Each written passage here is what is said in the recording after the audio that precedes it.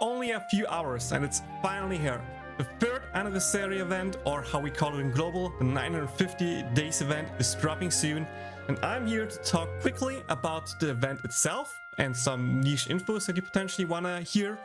And last but not least, the big thing here, the banner guide for the third anniversary units. I'm Katsuma Gaming, let's get right into this.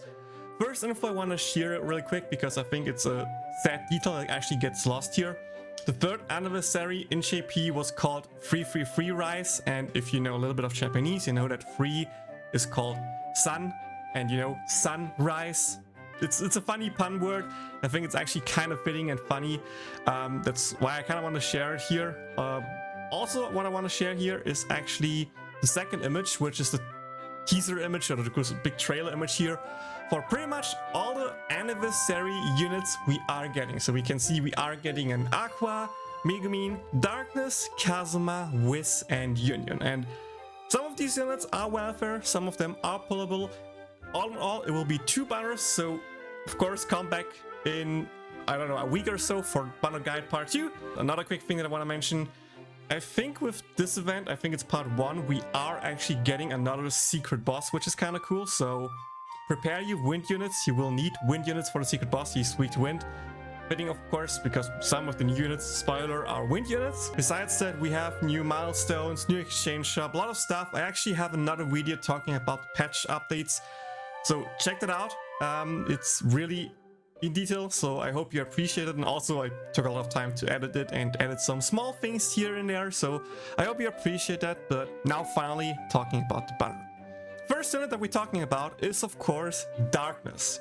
Darkness is a limited wind unit that has a really good passive, aka 15% gauge fill rate. So far that's only a passive that exists on 3-star units, so finally getting a force unit with that trait is really good, because that just means it will be better than the 3-star Mitsurugi, Mielia subs just by the higher base stats you have. Kit wise, she's fine, I guess. It kind of gives you Valentine's Darkness vibes of just a little bit worse. First up, you only have 4 seconds of CDR, but it is on a double random hit. Then she has a non-damaging skill that gives a 2-2 counter buff and 30% self-gauge with a 14-second duration, and of course a basic where she heals herself. And I think you can pretty easily compare that to, you know, Valentine's Darkness and see that this is just kind of worse. Less CDR.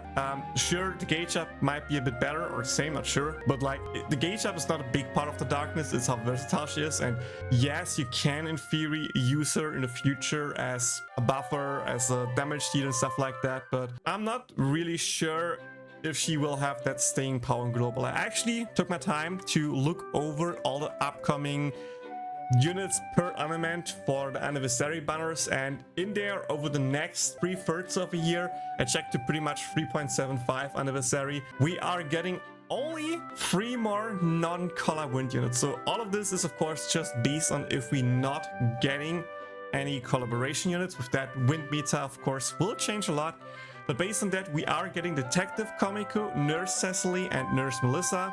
In the future, I can show them off later, the banner timeline as well, don't worry. All of them just seem to be better / not really working with the Darkness. Maybe I'm wrong though, but personally I think this Darkness is a decent pickup as a sub unit, but as a damaging unit, I don't really think she has what we need. The other unit here though is kind of interesting, and that is Megumin. That's right. We are getting, of course, anniversary Megumin as well. She has the normal 6% magic attack passive trait and a really special skill here. That's a single target tier 1 EX Reshred. Again, recapping if you're forgetting what EX buffs means. EX are pretty much just normal buffs that can coexist with other buffs, and that pretty much just allows you to, on one enemy at least, have double Reshred. Sure, it's only tier 1 and it only lasts for 14 seconds, but the cool thing with this Megumin is by the fact that she has a 10% gauge charge for your whole team. If she gets like 1 kill in the wave and you potentially just push her with like gauge up earrings and subs, she can just use her Reshred skill on the boss when she has 2 turns ready, use that skill, instantly explode. With that, just give you a whole 14 seconds on the boss with the bonus Reshred to deal as much damage as possible. And I actually also checked the whole timeline, and I think we only are getting 1 non-collab unit that has an EX reshred, which is, I think, Zesta, another new unit in the future. So this Megumin might actually have more use cases in the future thanks to her sole position as an EX reshred unit. And of course, again, Megumins with party gauge, aka more team buffs, are always welcome. So I think this Megumin can actually work really, really well, even though her damage is kind of low. But again, you don't need much damage because you are just there to provide gauge up, provide the tier 1 EX reshred, and just boom away. So I actually think this Megumin might be really, really good. The next unit that I want to talk about is Fes Vanir. We talked about him before with the Valentine's banner guide and stuff like that. Just a quick recap, he has 5% magic attack boost and 50% gauge fill rate, aka the same as Fes Union. Really, really great. He has a double hit that gives 20% party gauge and a 6-second CDR single target skill with an HP condition. Cooldown durations are fine enough because you have 6 seconds itself CDR, so that's a 12-second CDR skill and a 17-second double hit. He works extremely well with Forbidden Whiz, and I think that's the big thing here that you need to mention. He works great together with Forbidden Whiz, and alone he's fine, but I still think it's hard to compete in the top ranks without Forbidden Whiz. So you kind of want to have both units, and preferably if you actually, use Fes Vanir, you cannot use an OG Vanir, and then you need Valentine's Darkness for the team passive trait. So you kind of want to have all the units, and if you, like me for example, already miss out on the Darkness, he's still a great pickup, don't get me wrong, but I feel like for me personally he's not worth it to grab because I just kind of sacking the elf element anyway now. I can still probably get top 1k with just Whiz and OG Vanir. I think that should be totally fine. So if you really want to compete in Earth, I think he's a great pickup. He's in general a really great unit, but you can also just survive good enough with OG Vanir, because to be honest, the only difference here is the 20% party gauge up, and of course it matters, and especially the double hit matters, but we are of course also getting, for example, AoE arenas, and AoE arenas are better for OG Vanir than for Fes Vanir, so it's a give and take. Also here, I double checked what Earth units we are getting, and there's actually quite a bit. We are getting the Maid, Miko, Union, and Chris. We are getting Onsen Iris. We are of course getting Fantasy Fes Darkness for the 3.5 anniversary, and right after that we also getting Spores Lisa. So a lot of Earth units to compete, and I think especially single target physical is coming in the future really well. And we also get a lot of AoE mages with Union and stuff like that. So I think OG Vanir might be fine enough for most people. I know, surprising shock, because I was kind of surprised by that, but thanks to all the upcoming Earth units, I still think it's a good idea to get Fes Vanir, but at the same time you can just survive good enough with OG Vanir and potentially snack or focus on upcoming Earth units in the future, and focus more on the Earth physical side or on the AoE Earth side for mages and stuff like that. With how arenas are structured right now, with like single target, AoE, physical, magical, hybrid arenas, there's a good chance that for most arenas you can make a different team and just be good enough for top 1k, which mostly want, to be honest, to get all the rewards. The last unit on the first banner is not Leah, sorry, that's the wrong unit. It's of course Fes Lolia. And she has a 6% physical attack trait and a 10% ult damage bonus. She has a double hit that gives a party tier 1 ulti damage buff and a single target HP condition reshred skill. You can see the duration of reshred is 12 seconds with a 15-second cooldown, so the moment you have any kind of CDR, you can permanently have the reshred up. The ulti duration, you have a 5-second downtime, so it's also pretty much fine. The moment you have one CDR unit, it should be fine to just go with that, so don't worry too much about that.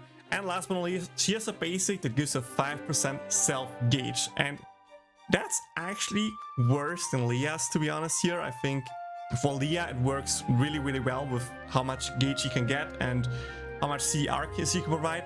The whole idea behind this Lolia is to abuse her ulti 2's damage multiplier by having passive ult damage bonus, by having the buff ult damage bonus, and just getting as much gauge as possible to ult as much as possible and do big nukes. Big problem here is, first up, with that, she has like no buffs for your T besides an ulti damage buff and Reshmet, which is fine enough, don't get me wrong, but her ulti 1 version 1 and her ulti 1 version 2 are just so good that you just kind of want to go with them anyway. With that, all of the ulti damage buffs don't matter too much for her. Still, the tier 1 ulti damage buff works, for example, great with Fes Erika and other fire ultis. But then again, a lot of good fire units that we have gotten in JP are collab units, which we are not getting. So a quick overview about all the units that are coming in the next, again, 3/3 of a year in the fire arena are the 3 Fire Megumin, Funny Dodo, Detective Union, Detective Mia, Fes Komiko, OG2 Are, and Forbidden Union. And as you can pretty much see by that, we are getting a lot of fire mages, and that just means a lot of future fire arenas are actually mage favorite and not physical favorite. So the amount of times we will actually use this Lolisa is actually quite low. I think might be 2, maybe 3 arenas if we get lucky over the whole next 3/3 of a year. So with that, I actually think her priority is quite low as well. As much as it hurts me to say that, but I don't think these Fes units are that necessary right now. And keep in mind, in the future, for example, like 3.5 anniversary or 3.75 anniversaries, you get more chances to just off-rate pull the older Fes unit, or potentially just get a selection ticket where you can get the Fes unit that you want specifically. So skipping those and just waiting for the future might not be a bad idea, as weird as it sounds.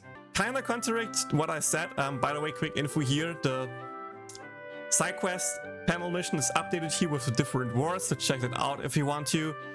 My tier list doesn't really reflect that because I still put Fes Vanir up in the meta units on element, but you can see that Lolisa is only on the strong unit here, and OG Vanir is still up there, so you know it kind of makes sense that I put the priority on these two that low.